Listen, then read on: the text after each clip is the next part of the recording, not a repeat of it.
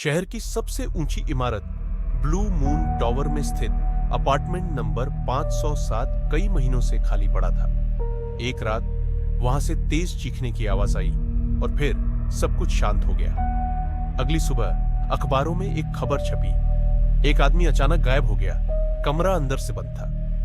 Police अधिकारी विक्रम सिंह को यह केस सौंपा गया। वो अपनी टीम के साथ मौके पर पहुंचे। कमरे का दरवाजा अंदर से बंद था, लेकिन जब उन्होंने दरवाजा तोड़ा तो वहां कोई नहीं था। कमरे में किसी संघर्ष के निशान नहीं थे, न ही खिड़की खुली थी। सवाल यह था कि वह आदमी गया कहां। बिल्डिंग के चौकीदार रमेश यादव ने बताया, सर, रात को 12 बजे मैंने एक आदमी को कमरे के अंदर जाते देखा था, लेकिन उसके बाद कोई बाहर नहीं निकला।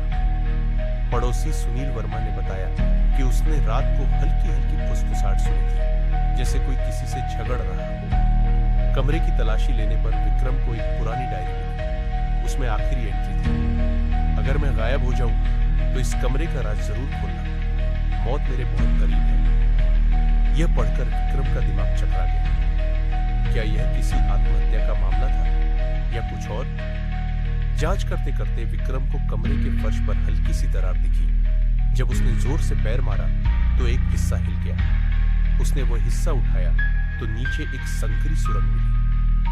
टीम ने तुरंत उस सुरंग में उतरने का फैसला किया। सुरंग बेहद अंधेरी थी और अंदर जाने पर एक अजीब बदबू आ रही थी। कुछ दूरी पर एक पुराना दरवाजा मिला, जिसे जब खोला गया तो वहां कई पुराने कंकाल पड़े थे। विक्रम को अब यकीन हो गया था कि यह कोई आम मामला नहीं था। उन्होंने सुरंग के आगे जाने का फैसला किया। सुरंग उन्हें सीधा बिल्डिंग के पुराने तहखाने में ले गई।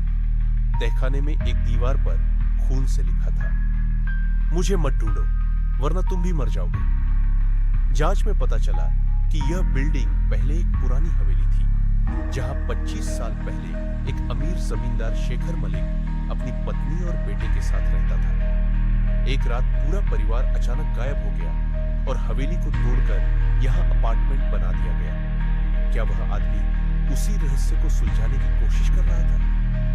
सुरंग के अंत में विक्रम को एक और दरवाजा मिला, जिसे तोड़कर अंदर जाने पर उन्होंने एक अधमरा आदमी देखा। वह यही था, वह लापता शख्स। आदमी ने कांपती आवाज में कहा, मुझे बचा लो, मैंने गलती से इस सुरंग का राज खोल दिया और वे लोग मुझे मारना चाहते थे। कौन लोग? विक्रम ने पूछा। वे जो यहां मरे थे, उनके भूत।